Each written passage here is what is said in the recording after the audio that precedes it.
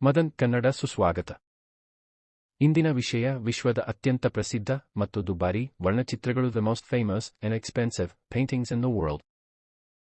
ಕಲೆಯು ನೋಡುಗರ ದೃಷ್ಟಿಯಲ್ಲಿದೆ ಮತ್ತು ಎಲ್ಲರೂ ಒಂದೇ ಶೈಲಿಗಳು ಅಥವಾ ಕಲಾವಿದರಲ್ಲಿ ಆಸಕ್ತಿ ಹೊಂದಿಲ್ಲ. ಆದಾಗ್ಯೂ ಆಧುನಿಕ ಕಲಾತ್ಮಕ ಪ್ರಪಂಚದ ಈ ಮೇರುಕೃತಿಗಳ ಅಪಾರ ಜನಪ್ರಿಯತೆಯು ವ್ಯಕ್ತಿನಿಷ್ಠತೆಯಿಂದ ದೂರವಿದೆ.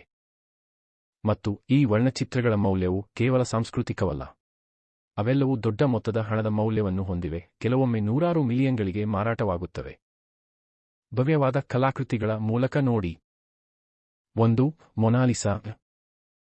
ನಿಸ್ಸಂದೇಹವಾಗಿ ವಿಶ್ವದ ಅತ್ಯಂತ ಪ್ರಸಿದ್ಧ ಚಿತ್ರಕಲೆ, ಲಿಯೋನಾರ್ಡೋ ಡಾ ವಿನ್ಸಿಯ 1,500 ಮೇರುಕೃತಿಯು 1797 ರಿಂದ ಲೌವ್ರೆಯಲ್ಲಿ ಶಾಶ್ವತ ಪ್ರದರ್ಶನದಲ್ಲಿದೆ. 2. ಗಲಿಲಿ ಸಮುದ್ರದ ಮೇಲೆ ಚಂಡಮಾರುತ. ರೆಂಬ್ರಾಂಡ್ ವ್ಯಾನ್ ರೀಡನ್ ಅವರ ಈ 1633 ವರ್ಣಚಿತ್ರವನ್ನು 1990 ರಲ್ಲಿ ಕಳವು ಮಾಡಲಾಯಿತು ಮತ್ತು ಅದು ಕಾಣೆಯಾಗಿದೆ. ಇದು ಗಲಿಲಾಯ ಸಮುದ್ರದ ಮೇಲೆ ಯೇಸು ಚಂಡಮಾರುತವನ್ನು ಶಾಂತಗೊಳಿಸುವ ಚಿತ್ರಣವಾಗಿದೆ. 3. Bal du Moulin de la Galette. Pierre Auguste Renoir ಇದನ್ನು 1876 ರಲ್ಲಿ ಚಿತ್ರಿಸಿದ್ದಾರೆ. ಪ್ಯಾರಿಸ್ನ ಮಾಂಟ್ಮಾರ್ಟ್ರೆ ನೆರೆಹೊರೆಯಲ್ಲಿ ಪೇಂಟಿಂಗ್ ಸಾಮಾನ್ಯ ಭಾನುವಾರ ಮಧ್ಯಾಹ್ನವನ್ನು ತೋರಿಸುತ್ತದೆ. 4. ಸಾಲ್ವೇಟರ್ ಮುಂಡಿ. ಲಿಯೋನಾರ್ಡೋ ಡಾ ವಿನ್ಸಿಯ ಜೀಸಸ್ ಚಿತ್ರಿಸುವ ಮೇರುಕೃತಿಯು 1,500 ಸುಮಾರಿಗೆ ಪೂರ್ಣಗೊಂಡಿತು. ಇದು ಇತ್ತೀಚೆಗೆ $450 ಮಿಲಿಯನ್ಗೆ ಹರಾಜಿನಲ್ಲಿ ಮಾರಾಟವಾಯಿತು. ಇದು ಇದುವರೆಗೆ ಮಾರಾಟವಾದ ಅತ್ಯಂತ ದುಬಾರಿ ಚಿತ್ರಕಲೆಯಾಗಿದೆ. 5. The last supper. ಲಿಯೋನಾರ್ಡೋ ಡಾ ವಿನ್ಸಿ ತನ್ನ 12 ಶಿಷ್ಯರೊಂದಿಗೆ ಯೇಸುವಿನ ಕೊನೆಯ ಭೋಜನದ ಚಿತ್ರಣವು ಪ್ರಪಂಚದ ಅತ್ಯಂತ ಗುರುತಿಸಬಹುದಾದ ವರ್ಣಚಿತ್ರಗಳಲ್ಲಿ ಒಂದಾಗಿದೆ. ಇದು 1490 ರಲ್ಲಿ ಪೂರ್ಣಗೊಂಡಿತು. 6. ಮುತ್ತಿನ ಕಿವಿಯೋಲೆ ಹೊಂದಿರುವ ಹುಡುಗಿ.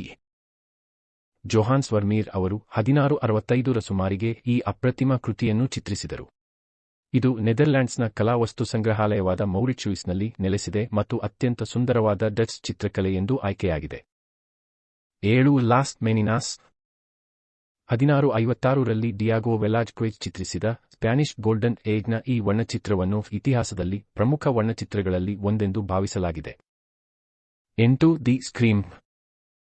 ಎಡ್ವರ್ಡ್ ಮಂಚ್ನ ಈ ಅತ್ಯಂತ ಪ್ರಸಿದ್ಧವಾದ 1893 ವರ್ಣಚಿತ್ರವನ್ನು 1994 ಮತ್ತು 2004 ರಲ್ಲಿ 2 ಸಂದರ್ಭಗಳಲ್ಲಿ ಕಳವು ಮಾಡಲಾಗಿದೆ. 2006 ರ ಹೊತ್ತಿಗೆ ಅದನ್ನು ಮರುಪಡೆಯಲಾಯಿತು ಮತ್ತು ನಾರ್ವೆಯಲ್ಲಿ ಮತ್ತೆ ಪ್ರದರ್ಶನಕ್ಕೆ ಇಡಲಾಗಿದೆ. 9. The fighting ಟೆಮೆರೈರ್. 1838 ರ ಈ ಜೋಸೆಫ್ ಟರ್ನರ್ ವರ್ಣಚಿತ್ರವು ಹಮ್ಸ್ ಟೆಮೆರೈರ್ ಅನ್ನು ಚಿತ್ರಿಸುತ್ತದೆ. ಲಂಡನ್ನ ನ್ಯಾಷನಲ್ ಗ್ಯಾಲರಿಯಲ್ಲಿ ಇರಿಸಲಾಗಿದ್ದು, ಇದನ್ನು ಯುಕೆ ಪ್ರದರ್ಶನದಲ್ಲಿ ಯುಕೆ ಮೆಚ್ಚಿನ ಚಿತ್ರಕಲೆ ಎಂದು ಆಯ್ಕೆ ಮಾಡಲಾಯಿತು. 10. The Great Wave off Kanagawa. Katsushika Hokusai 1829–33 ರ ನಡುವೆ ಜಪಾನ್ನಲ್ಲಿ ತಕ್ಷಣವೇ ಗುರುತಿಸಬಹುದಾದ ಈ ಕೆಲಸವನ್ನು ಚಿತ್ರಿಸಿದರು. ಇದು ಅವರ ಪ್ರಸಿದ್ಧ ಮೌಂಟ್ ಫ್ಯೂಜಿಯ 36 ವೀಕ್ಷಣೆಗಳು ಸರಣಿಯ ಭಾಗವಾಗಿದೆ. 11. ಇಂಪ್ರೆಷನ್ ಸೂರ್ಯೋದಯ. ಕ್ಲೌಡ್ ಮೊನೆಟ್ ಅವರ ಈ 1872 ವರ್ಣಚಿತ್ರವು ಬಹಳ ಮಹತ್ವದ್ದಾಗಿದೆ, ಏಕೆಂದರೆ ಅದರ ಹೆಸರು ಇಂಪ್ರೆಷನಿಸಂ ಎಂಬ ಪದದ ಹಿಂದಿನ ಕಾರಣ ಎಂದು ನಂಬಲಾಗಿದೆ. 12. American Gothic.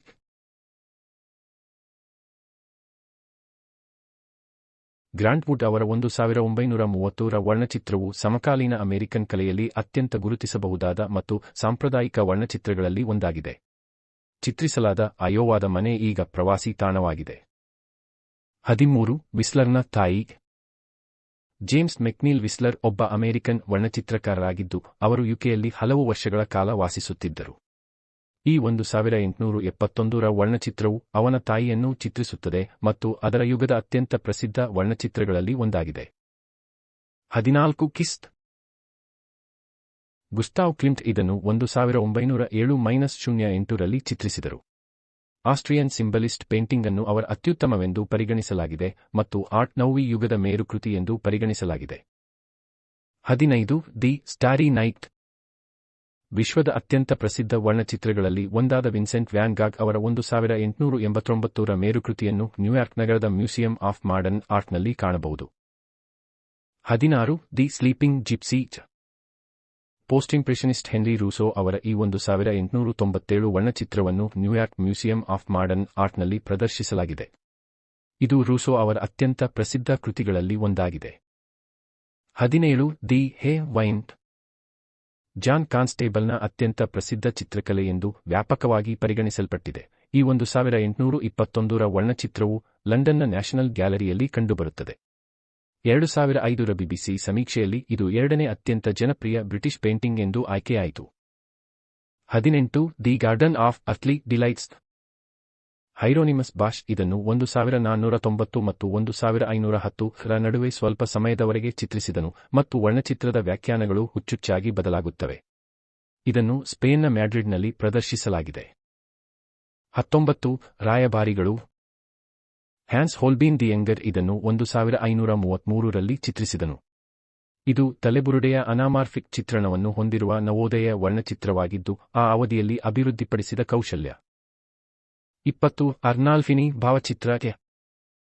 ಇದನ್ನು 1434ರಲ್ಲಿ Jan van Eyck ಚಿತ್ರಿಸಿದರು.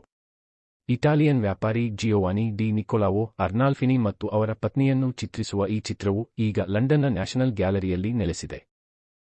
21 a bar at the Folies ಬರ್ಗೆರೆ.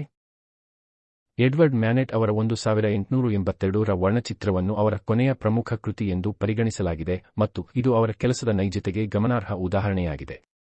ಇದನ್ನು ಲಂಡನ್ನ ಕೋರ್ಟೌಲ್ಟ್ ಗ್ಯಾಲರಿಯಲ್ಲಿ ಕಾಣಬಹುದು. 22 ಮಂಜು ಸಮುದ್ರದ ಮೇಲಿರುವ ವಾಂಡರರ್. ಕ್ಯಾಸ್ಪರ್ ಡೇವಿಡ್ ಫ್ರೆಡ್ರಿಕ್ ಇದನ್ನು 1818ರಲ್ಲಿ ಚಿತ್ರಿಸಿದರು. ರೊಮ್ಯಾಂಟಿಕ್ ಚಳುವಳಿಯ ಒಂದು ಮೇರುಕೃತಿ ಎಂದು ವ್ಯಾಪಕವಾಗಿ ಗುರುತಿಸಲ್ಪಟ್ಟಿದೆ. ಇದನ್ನು ಜರ್ಮನಿಯ ಹ್ಯಾಂಬರ್ಗ್ ಕುನ್ಸ್ಟಾಲ್ನಲ್ಲಿ ಕಾಣಬಹುದು. 23 ಲಾ ಗ್ರಾಂಡೆ ಜೆಟ್ಟೆ ದ್ವೀಪದಲ್ಲಿ ಭಾನುವಾರ ಮಧ್ಯಾಹ್ನ. ಈ ಪಾಯಿಂಟಿಲಿಸ್ಟ್ ಕೃತಿಯನ್ನು 1884-86ರ ನಡುವೆ ಜಾರ್ಜಸ್ ಸೀರಾಟ್ ಅವರು ಚಿತ್ರಿಸಿದ್ದಾರೆ ಮತ್ತು ಇದನ್ನು ಅವರ ಶ್ರೇಷ್ಠ ಕೃತಿ ಎಂದು ಪರಿಗಣಿಸಲಾಗಿದೆ. ಇದು ಚಿಕಾಗೋದ ಕಲಾ ಸಂಸ್ಥೆಯಲ್ಲಿದೆ. 24 ಆಲೂಗಡ್ಡೆ ತಿನ್ನುವವರು.